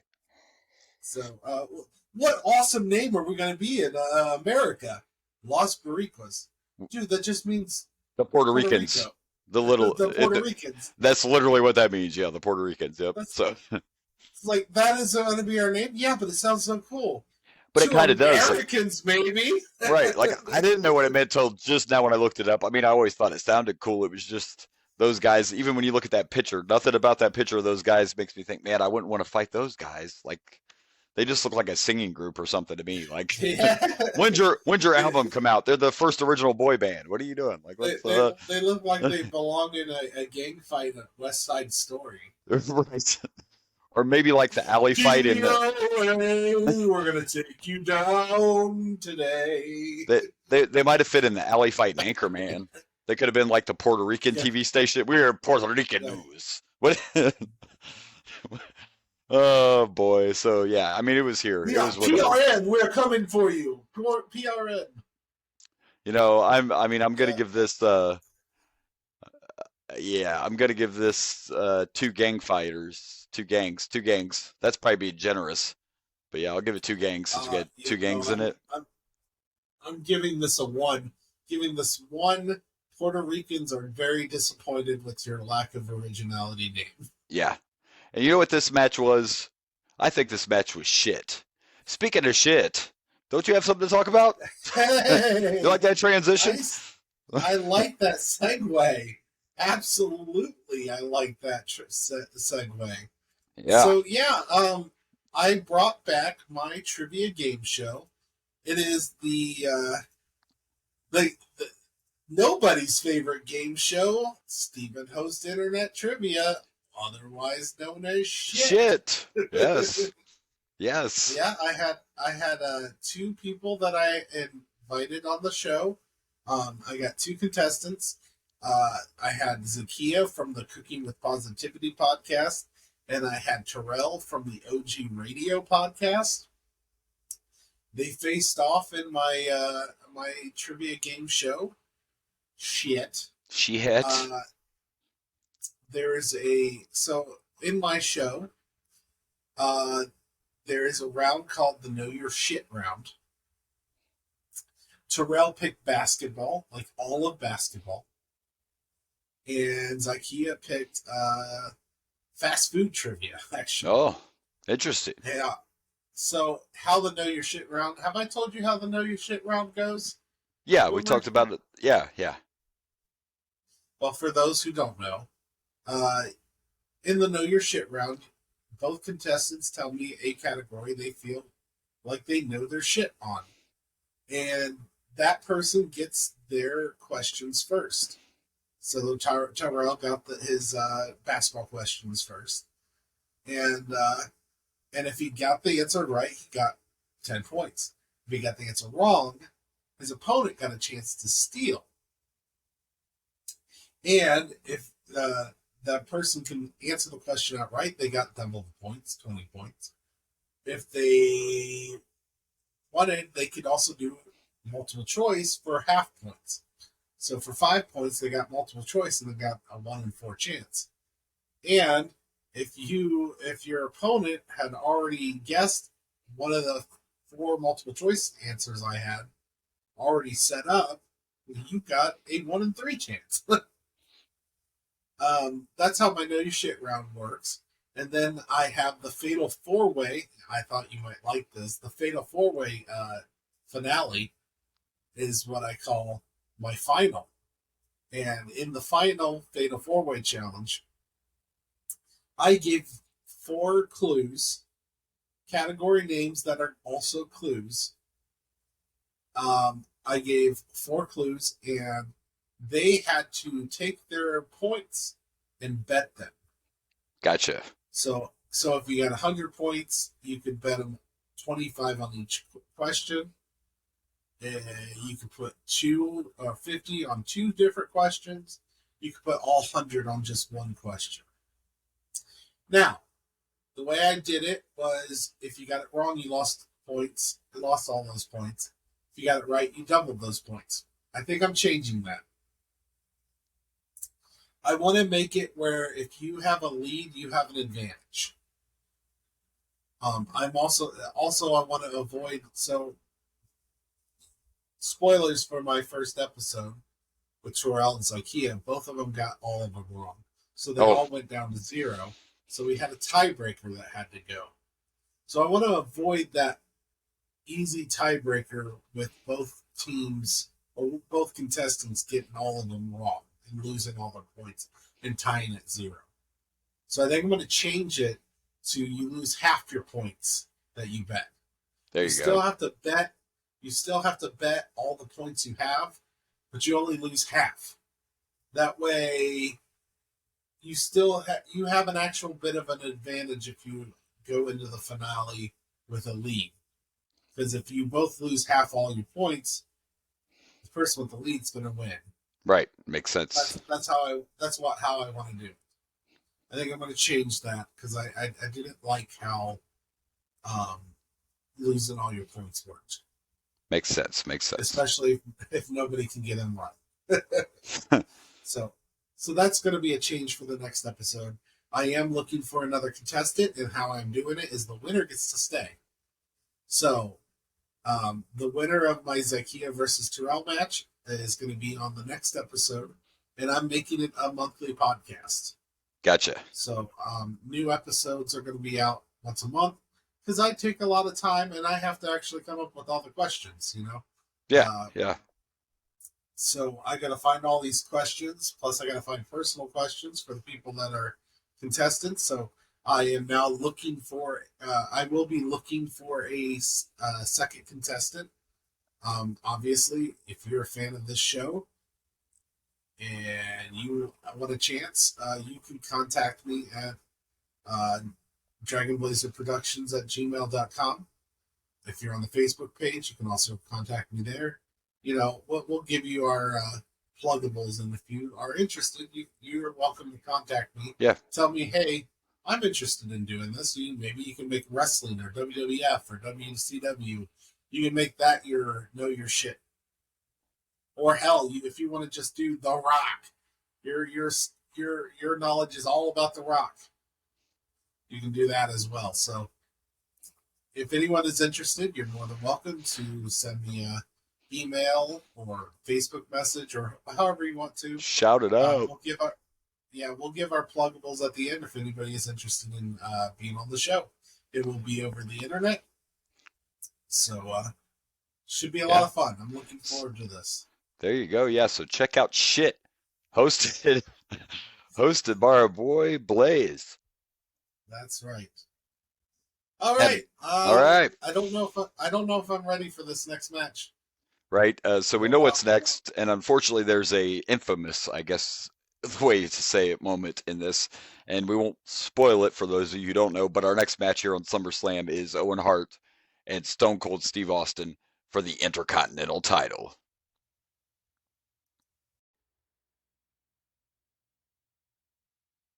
All right, so here we go. And our next match was the Intercontinental title match between Owen Hart and Stone Cold Steve Austin. And it was just like, it was hard for me to watch this match because I already knew what was coming. I shuddered. And it almost took away from it was a great match, but I just already knew what was coming, so it made it kind of hard to watch. But I want to start by saying that for me personally, Owen Hart's my favorite Hart. I always thought Owen was better than Bret. That's just my personal opinion. And I think Owen, if, that accident's a few years away, but if Owen would have been around longer, I definitely think Owen would have been world champion eventually. But Owen, to me, was amazing in the ring. He was a better talker than Bret. I don't think Bret was the greatest talker in the world. And Owen was one of the best heels ever in the business. That's just my personal opinion. But Owen, now, this podcast has made me appreciate Bret a hell of a lot more. Yeah. But I'm willing to probably agree with you. Yeah, I just, Owen was just, I loved Owen, man. And especially heel Owen, which I think he was pretty much always a heel, except when he was the Blue Blazer. But, yeah, Owen's just good. And it was another great match. Again, like we had that last match that was, but this has been a pretty solid SummerSlam. This was an excellent wrestling match. It's just the whole time I was just waiting for the incident to happen. And it did, of course. And we talked about it off air. And like I told you, Austin was hesitant to let Owen do this. For those of you who've never seen the video or don't know what it is Owen does a pile driver. So it's like a tombstone, except Owen performs it just like a pile driver. So they're facing like they would for a tombstone, but he sits down and does a straight up pile driver instead of, with the Undertaker where he bends the knees and does the tombstone. And it was an accident, but like you can tell, you can watch it and you can see as soon as Owen goes for it that Austin's head is hanging way too low and his head's not protected. You can tell Austin's legit hurt as soon as Owen hits the move. And Owen's walking around the ring talking trash because he's just trying to buy time because he knows Austin's hurt at that moment too. And they're just trying to cover it up and make it look like part of the show. So, but yeah, it's a scary moment. And we all know Stone Cold comes back. He just has to change his style. When Austin comes back, we're not going to see as much wrestling from him as we'll just see, the beating people up, basically, stomping the mud holes in the ass, Luckily, he was able to recover and still have a great career and still be the man. He just had to change his style in the ring. So. Yeah, this is just imagine this happened before his feud with Vince, his feud with DX, his feud with The Rock. Imagine how much we would be missing out on if this would have been it. Out. Yeah. We would have got a little bit of, oh man, he was a cool wrestler, but he wouldn't be the. Although he is pretty much the one we're used to, but he just hasn't had those feuds that elevate him. We didn't. Right. But on the positive side, we also wanted to get that stupid. What? Yeah, what? Exactly. Yeah. What? It'll be just interesting. It's one of my least favorites there. It'll be interesting again, and that's what is watching this podcast. It'll be interesting to see how he has to change. We're not going to see another Bret Hart versus Stone Cold wrestling match like that out of him, but we're still going to get the Stone Cold Steve Austin. And we were talking during the match, watching it, and yes, when this first happened, Austin was upset with Owen, naturally, even though it was an accident. It took him a while to get over that. But Stone Cold's also admitted that Stone Cold was kind of an asshole. He kind of had a little bit of the Shawn Michaels disease going on, Austin was the man. He knew he was the man. But as far as this, though, this is a legit reason to be upset, even if it is an accident. You still have a reason to be upset at first, especially you have your opponent's life in your line when you do these and he was already hesitant, and Owen kept assuring him, "I can do it, I can do it, I can do it." And who knows what happened? He picked him up just fine. It's just he didn't have Austin up high enough. But if you can take away that, because Austin wins with a roll up that's horrible. But he said several times, he's surprised he could even do that. Stone Cold knew right away something was wrong. So he won with a really bad roll-up. And he is the new Intercontinental Champion, but unfortunately no reason to celebrate. Now, if you take away the accident, which I think you have to, you still have a great match here between two of the best of all time. The crowd was into it. Owen was Owen, and Austin was Austin, and it was a good match. The injury was unfortunate. Do you call that a botch? I guess you can. It makes me squirm. It's obviously a botch. It's as botchy as botchy gets. Right? It's a historical. It's a historical botch. That changed, of course. But luckily, we still get Stone Cold. He still becomes a big star. So yeah, he does. Hooray for that. Shit, that was rough. Yeah, it was, and it made me cringe watching it. We both audibly gasped while we were watching this show. Because you know right away that it's all bad. You knew it already looked like it was too low, and then you know what happens afterwards, so you know it is too low. You know what it is, what you are seeing. It's not like you're like, oh well, he's fine. So no, you know that was legit. Even back then, I knew at the time that it happened. I'm not saying I knew everything, like his head was too low and all that, but you could tell that Austin was actually injured. Even if you didn't already know this, even if you'd never seen it before, even if you didn't know it was because his head was too low, because you knew just by his actions, the way he was talking to the ref. Owen, even though he was talking trash to the crowd, wasn't his normal over the top heelish self. So you could tell even Owen knew something was wrong. It was just one of those things where you knew right away it was bad, for sure. Owen knew he fucked up? Yeah. Oh man. And luckily, Austin even attempted to walk out on his own. High in sight, it was probably not a good idea to try to walk out on his own like that. It probably also wasn't good that they were actually selling him having a neck injury the whole match before this happened. Yeah, that didn't age well. That don't age well now. They constantly talked about. It's like, he's just targeting that neck, targeting the neck. He's taking it out, and he was. He did a constant barrage of moves, attacking the neck area, doing DDTs, doing chokes, holds, everything. And obviously we didn't know that what was going to happen, but no. Oh, it was rough. Going back and watching now, you're like, ooh, yeah, that commentary's not. It does not age well at all. No, but taking that part away, and because of what happened, I don't know. I'm gonna give this a 3, just a 3. I was gonna make some bad 3 joke. No, I'm not gonna make any bad jokes. I'm just gonna do a 3. I thought 3 broken vertebrae might have been inappropriate, so I figured I'll just do a 3 instead. Yeah, you didn't need to go that far. Oh, that's why I didn't.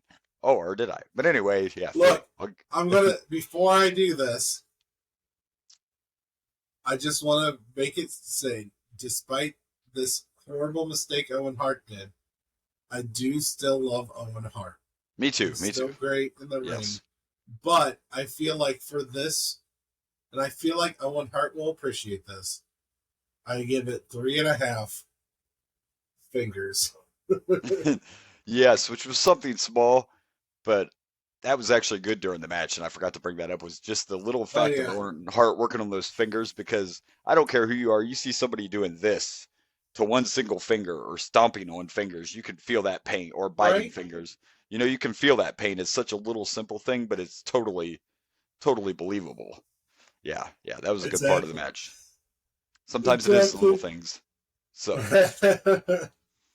all right, well, we have made it, and we know it's main event time, so this is going to be interesting because I don't quite remember how this plays out, because it's Undertaker, Undertaker and Brett for the title with Shawn as the referee. And of course, we forgot to mention before this match, I think it was, we got a little segment, might have been 2 matches ago, but Shawn did get interviewed backstage, and he said, I don't know what people's problem is. There's nothing wrong with me and Brett. There's no trouble between us. No, not at all. Not as much as there will be here in just a couple months when we watch Survivor Series, but there's definitely so, because we're that close. We're that close. That Survivor Series in Montreal. That Survivor Series. Yes, yeah. That Survivor Series. The day the Mr. McMahon character was born, and the day the Attitude Era was born. Yes, all that happens from that one famous day in Montreal that we're very close to. So, but before then, let's see what happens here. Let's do it.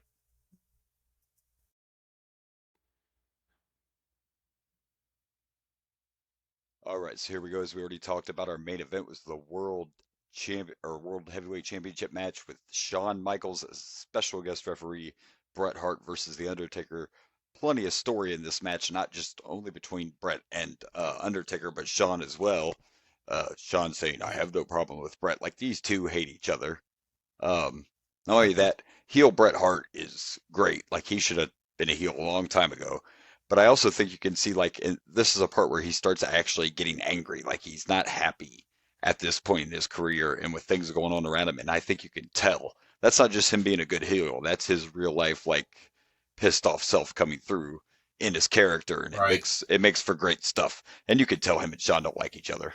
You know, they could try to kayfabe all they want, but you could feel the hatred. So it makes it way more interesting. Even knowing what's going to happen, even if you didn't know that, you could still be like, man, these two guys, yeah, they don't like each other. They definitely do not. They're not hugging when this is over with. That's for sure. Yeah, no, they're not fans. No. And it was a good match. This was probably one of Undertaker's longest matches. Maybe he's had a few this long too, but it was a good match. It was The Undertaker is well, I'm not going to say he's underrated. I think people have come to love him and realize how good he really was, especially for a big man. He may not be a huge man, but for a tall man, he's a great performer. He's really good in the ring. He really is. And he's a striker. Like, when he throws the punches, I'm just like, man, ouch. You know, and Bret, of course, did the classic. He worked on the leg. He did the figure four to the post. He attempted a sharpshooter around the post, which looked it didn't really look like it hurt to me. It was odd. Yeah, it was weird looking. I don't think maybe and then there was practiced it enough. I don't know. Maybe they were just trying to sell it, but it was also weird when Undertaker was on top of the turnbuckle and Bret Hart's about to do a superplex and Undertaker kind of like collapses. Yeah. I don't think that was meant to be like that either. yeah. I think that was just a little boo-boo. Shawn as a referee was great. Like, he was very animated through the whole thing.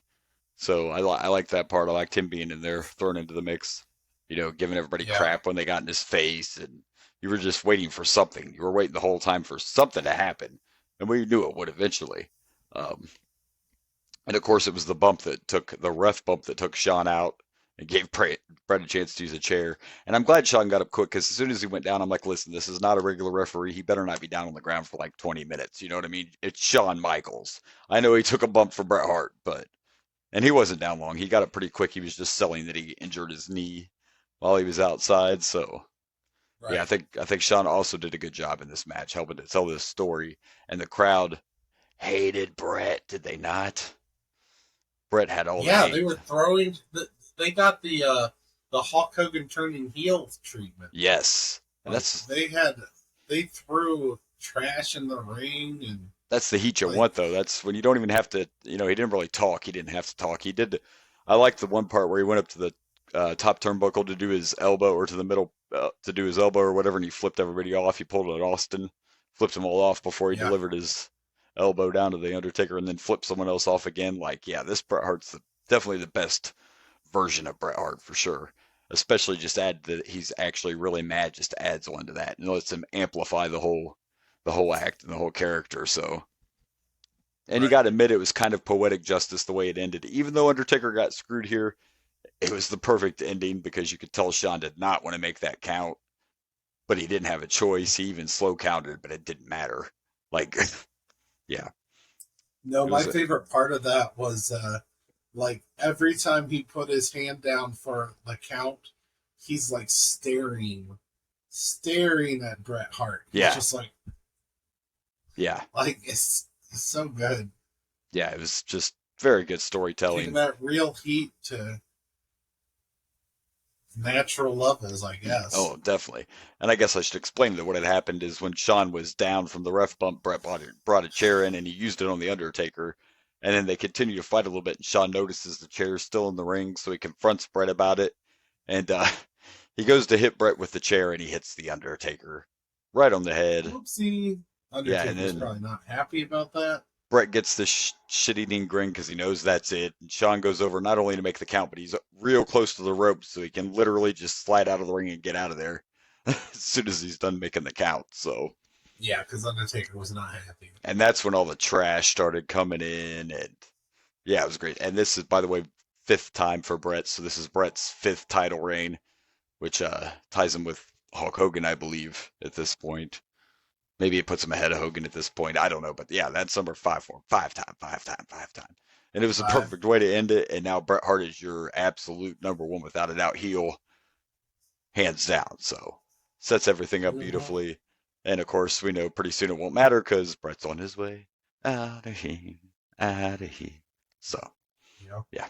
Actually, it's not long after this that Bret knows he's leaving. I don't think he's made that decision yet, but somewhere between here and Survivor Series is when he already knows he's leaving. Well, yeah. Obviously, that's how screw job happens. That's how the screw job happens. So we know we're building to that. Vince knows he's going to. And I've heard stories. I've heard that Bret just didn't want to lose in Canada, and obviously, yeah, he didn't want to lose in Canada. Vince was afraid of him taking the belt and doing what Alundra Blaze did. Yeah. So. Yeah. Yeah, I've heard the stories. Yeah, many different stories, and they say they offered many different ways, many different people.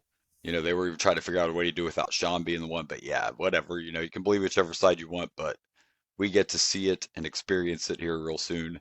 And it led to Bret's unfortunate WCW run that was just horrible. They didn't know what to do with Bret. So yeah, it was not a good way to end his career. That's for sure. But as far as this goes, good main event, great way to end this pay-per-view. Definitely a solid SummerSlam. And I'm going to give this 4.5 teardrop tattoos because we still have the teardrop.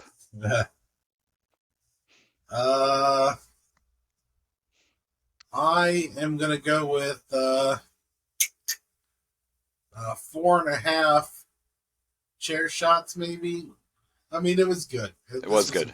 It was a great match, yeah. So a lot of fun, and definitely having Shawn Michaels as your referee definitely upped the tension. Yeah. Yep. So yeah. Yeah, it was. Yeah, good match and a great SummerSlam, and now we're gonna have to pick some matches. Yeah. Yeah. We are going to have to pick some matches. Agreed.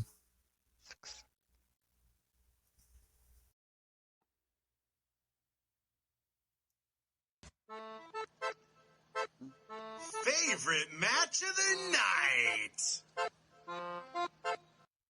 This week, I think both these picks will be easy, and I'm not saying there couldn't be more than one choice for favorite match of the night, but we had a 5-star match, and I can't not pick Mankind versus Triple H in the Steel Cage for favorite match of the night. Oh yeah, 100%. Favorite match of the night. Yeah, I mean, Mankind versus Triple H. I don't think there's a question about it. No, it was definitely the best match of the night. Although the main event was decent too. We had a strong main event, strong opening match, and a couple of strong matches in between. And the main event could have been argued. But you gotta, when you give a 5-star out, that has to be your favorite match. Got to be hands down. So. Oh yeah. And the next one is an easy pick for me. Next one's an easy pick too. So. Not quite as easy as the best match, but yeah. Get on to the next one. We'll see.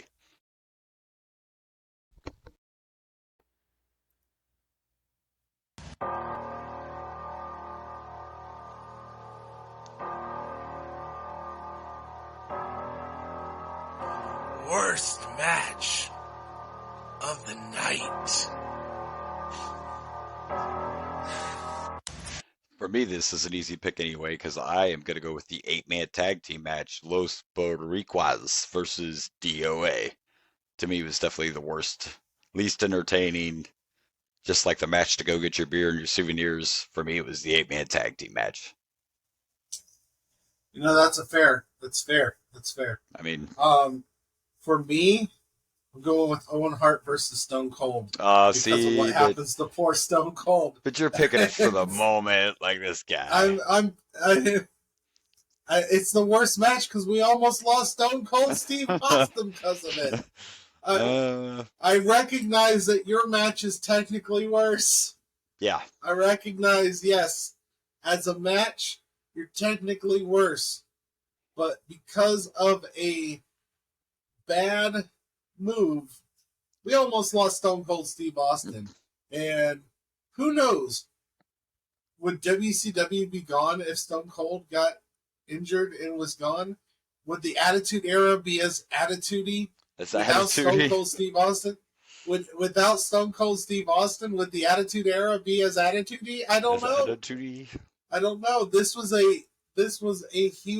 could have been a huge blow for WWF if this actually happened. So I'm going worst match is the worst moment, and that is almost losing Stone Cold Steve Austin. I mean, there you go. I can't argue with you, but the match itself wasn't bad. It was just that one little oops. No, if it wasn't because of the injury, I would probably go with the same one you went with. But you know what? How fun is it really as fun if we both pick the same worst match? Not usually. Of whether it is the worst match. I mean, you had I went a different route. You had a justified reason. You know, I can't argue with you. Yeah, we can let you have absolutely. that one. I went slightly different route. He went that way. He went a little bit that way, but that's fine. A little bit that way. As you know, it happens.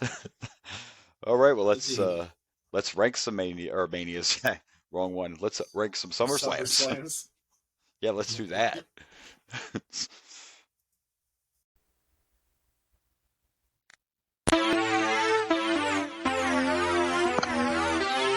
SummerSlam rankings.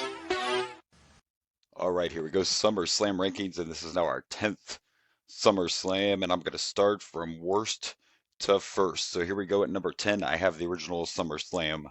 SummerSlam number 1. At 9, I have 7. At 8, I have SummerSlam 2. At 7, I have 4. 6, I have 3. At 5, I have SummerSlam 6. At 4, I have this one, SummerSlam 10.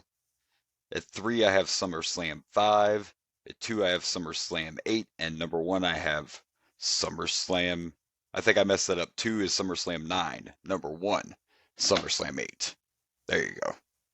All right. So, you have 8 as your number 1 SummerSlam? Yes. I see. I see. Well,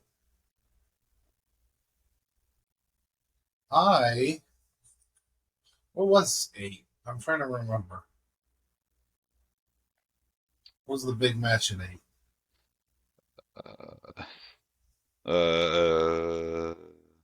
Oh, I just did SummerSlam 8. That was Yeah, you should know. You did it closer than I have. What? Face the Heat. Yeah. I gotcha. That was a good one, I remember. Yeah. Well, for me, going with 10 is SummerSlam 1. Then 9 is 2. 8, I have SummerSlam 7. SummerSlam 4 for 7. SummerSlam 9 for 6. In 5th place, I have SummerSlam 3. SummerSlam 6 for 4th place. SummerSlam 5 for 3rd place. I have 8 for 2nd place, and I have this at my number 1. Nice. That I'm trying to remember if there was a SummerSlam that had a better match than that Triple H Mankind Steel Cage. And yeah, nothing's coming to mind. Can't argue that. 10. This one was great. This was a good SummerSlam. Good main event. It had one bad match. One bad match. One stinker. One bad moment. Yes. That one bad moment was a great match. Yep, it was. Yes, it was. 3 fantastic matches. Oh, then you got to see Ken Shamrock, and he was being all intense and shit. Yeah, got some Sunny. This is the best one so far. We got some Sunny. Yeah. Yeah. Which is always good. I feel like this was the best one. Can't argue with you. I can't argue with you. Well, I mean, I could, but yeah, I can't argue with you about that. It wasn't, wouldn't be the first time I've been wrong, so it's fine. I can handle that. That's fair enough. All right, well, we made it through, and we picked our matches, and we ranked some SummerSlams. It's time to plug some pluggables. It is time, and it is. Follow me at Dragon Blazer Productions on the Facebook, the Instagram, the YouTubes, the TikToks.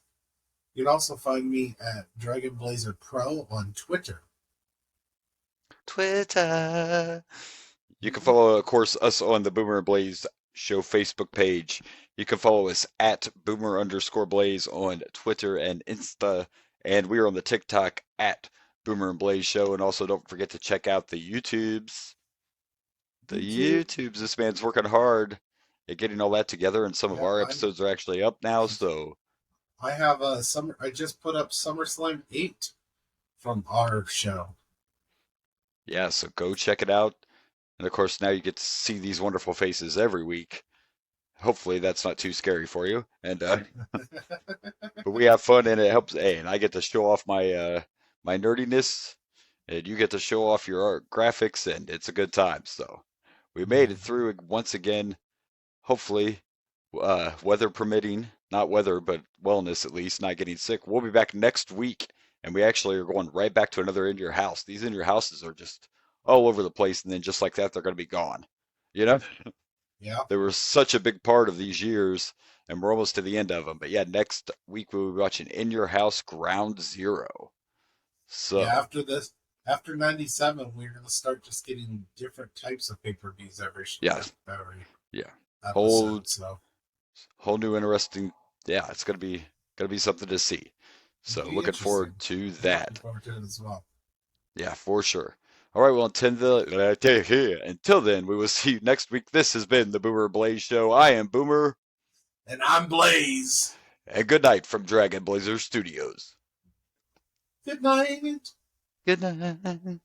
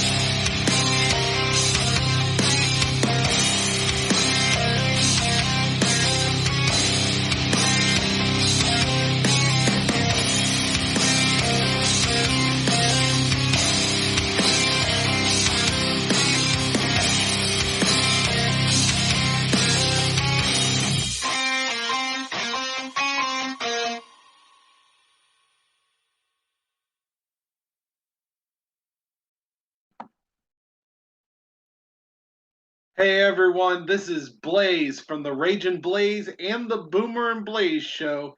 Thank you for watching.